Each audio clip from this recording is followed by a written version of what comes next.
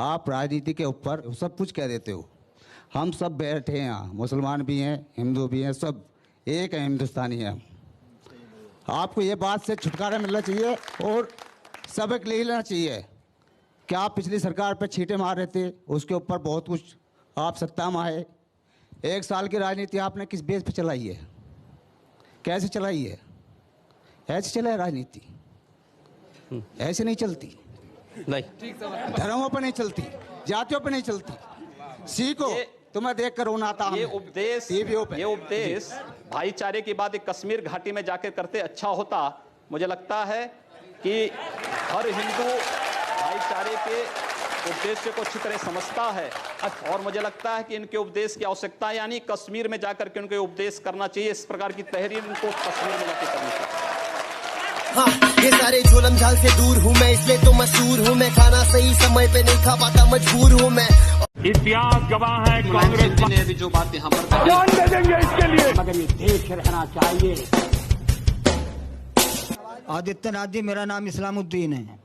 पहले आप ये बताइए कि एक शायर ने लिखा है कि मिटा दे अपनी हस्ती को अगर मर्तबा चाहे, मिटा दे अपनी हस्ती को अगर मर्तबा चाहे, कि दाना खाक में मिलकर गुलो गुलजार होता है और जब निकल जाती है बू तो गुल बेकार होता है।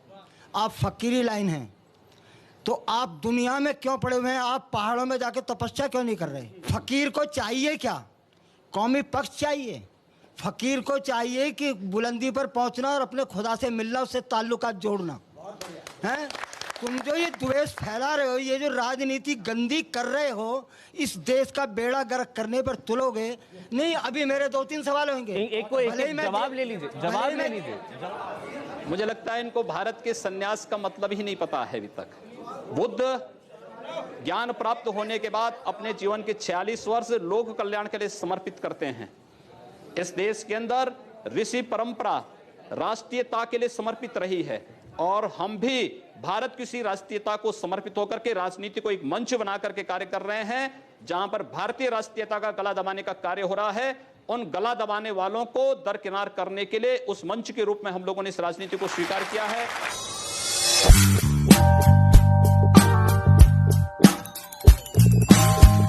मेरा नाम डॉक्टर अहमद खान है। आदित्य जी, आप वैसे तो बहुत भोले हो और बहुत चेहरा भी आपका ऐसा लगता है कि वाकई बहुत मासूम हो, लेकिन आप जब भी बात करते हो कुछ ऐसी बात करो जिसे पब्लिक के लिए अच्छी लगे और देश चलने की बात हो।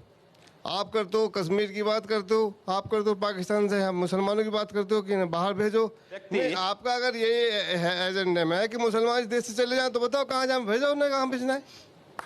अगर आपका यही है भाई, आप तो योगी हो, आप तो कम से कम उनको आशीर्वाद दो। सारे देश के लिए सब फूल है आपके बराबर, आपके लिए।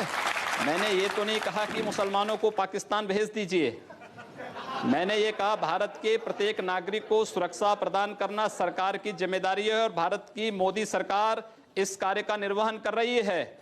लेकिन आपसे मैं पूछना चाहता हूं, कश्मीर में हिंदुओं के साथ जो कुछ हुआ, क्या कभी आप लोगों ने निंदा किया?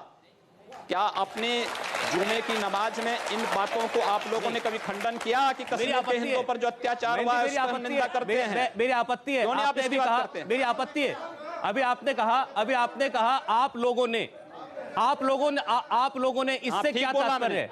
क्यों नहीं खंडन किया इन्होंने? नहीं, इससे क्या तात्पर्य है? इन सब से जो ये प्रश्न पूछ रहे हैं, इन सब से मेरा तात्पर्य है कि इन लोगों ने आखिर इस बात का खंडन कभी क्यों नहीं किया कि कश्मीर में जो कुछ हिंदुओं के साथ हुआ वो गलत हुआ है।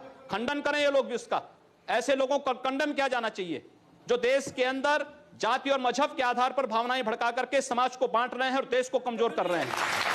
सुन, मैं वापस आ गया, तू फिर से डरेगा। जिस तरह फ्लॉप हुआ आप क्या करेगा, मैं पहले से फेमस था। योगी जी, मेरा नाम मुनेंद्र प्रताप सिंह है और मैं आपसे क्वेश्चन करना चाहता हूं कि जिस तरीके से मोदी सरकार में सलमान खान जैसे व्यक्ति ने एक व्यक्ति को, गरीब व्यक्ति को कुचल दिया शराब पीकर, तो उसको बेल मिल जाती है, जयललिता जी को बेल मिल जाती है, लेकिन साध्वी प्रज्ञा ठाकुर जिन पर आज तक कोई भी आरोप तय नहीं हुए और वो 6-7 सालों से जेल में बंद है, तो उनकी रिहाई के लिए मोदी सरकार क्यों कुछ नहीं कर रही है?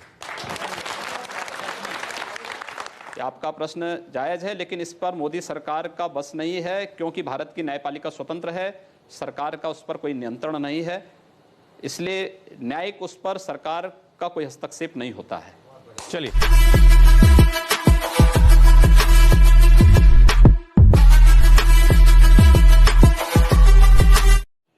लेकिन वही दुनिया का सबसे ताकतवर मुल्क का नेता बराक ओबामा वो भारत आते हैं, प्रधानमंत्री मोदी के साथ उनकी दोस्ती के चर्चे होते हैं और वो जाते जाते क्या कहते हैं कि भारत में धार्मिक सहिष्णुता घटी है।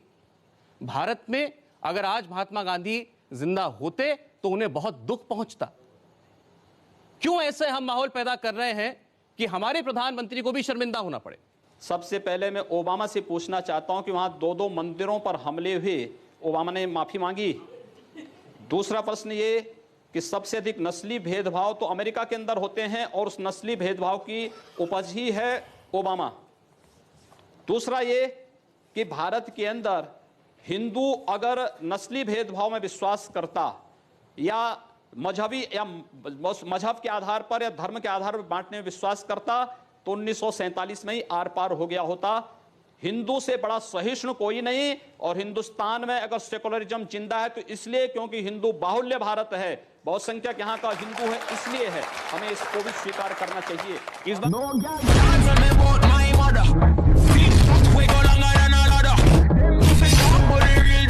एक आवाज आई आपके एनडीए के बीजेपी के पूर्व साथी हैं, बहुत सीनियर नेता अरुण शौरी, उनका बयान मैं आपको बता रहा हूं। उन्होंने तो वैसे बहुत बातें कही, लेकिन इस सामाजिक मुद्दे पे उन्होंने कहा कि अल्पसंख्यकों में असुरक्षा है, चिंता है, और ये सब कुछ हुआ है घर वापसी, लव जिहाद, चर्च पर हमले, इन जैसे मुद्दों की वजह से। ये आपके साथी थे। देखिए, अरुण शौरी जी के वक्तव्य का खंडन हो चुका है पहले ही। दूसरा, जो बातें आप कर रहे हैं चर्च पर हमले के लिए, आपको याद होगा जब अटल जी की सरकार थी इस देश में 1998-99 में बनी थी, उस समय बेंगलोर में कुछ चर्चों पर हमले हुए थे और दीनदयाल अंजुमन नामक एक संगठन उसके लिए जिम्मेदार पाया गया था। और उस समय भी आपने देखा होगा आगरा में एक चर्च पर हमला हुआ तो पता लगा कि एक ईसाई महिला का कोई प्रेमी था, रिक्शा चालक, उसने हमला किया था।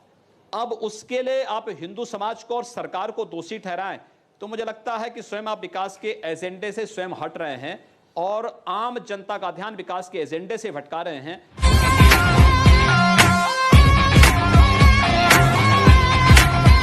चलिए ठीक, अब आप सवालों पे आ रहा हूं, एक एक करके।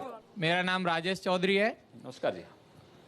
और ये सामाजिक सांप्रदायिकता फैलाने का कि योगी जी को जेल जाना चाहिए, मोदी जी को जेल जाना चाहिए, हमारे बीच से एक दर्शक ने कहा था, तो मैं कहना चाहता हूं जो सांप्रदायिकता को सबसे ज्यादा बढ़ावा देते हैं उनका नाम है ओवैसी। तो ओवैसी को भी तो जेल में डालना चाहिए, ओवैसी को भी तो जेल में डालना चाहिए।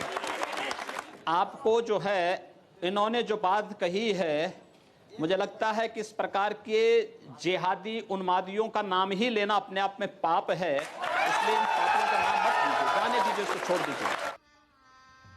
गजब बेइज्जती है। मेरा नाम शाहिद चंगेजी है। जी महाराज, मैं आपसे एक प्रश्न पूछना चाहता हूँ, क्या राम जी ने ऐसा करा है जैसा आप कर रहे हैं? अरे राम जी के आदर्शों पे चल रहे हैं, आपको भी राम जी से आदर्श, उनके आदर्श मुझे राम जी से, आपसे ज्यादा प्यार मैं राम जी से करता हूँ, लेकिन इसका मतलब ये नहीं है कि आप जबान करते हैं तो राम मंदिर के निर्माण के लिए राम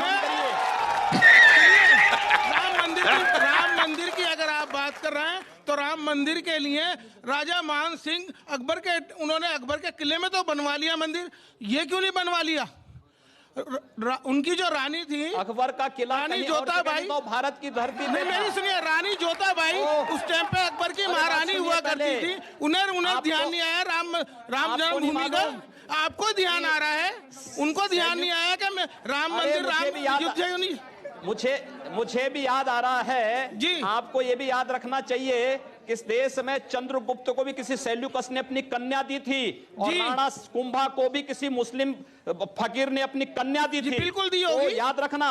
हिंदू इन सब चीजों को नहीं करता है। अजी मैं ये कह रहा हूँ, करते नहीं, मैं कह रहा हूँ महारानी ने क्यों नहीं राम जन्मभूमि के लिए राजा से कहा राम मंदिर अयोध्या में बनेगा। भाई किले के अंदर उन्होंने मंदिर बनवा लिया। एक प्रश्न बनाइए ना फिर। अजीत जी एक बात और सुनिए, मुसलमानों ने यहाँ 700 साल हुकूमत की है। अगर धर्म परिवर्तन का ये जो आप कह रहे हैं तो ये सारे यहाँ मुसलमानों के, कोई हिंदू नहीं होता। मुसलमानों ने हमेशा ही म्यूजिक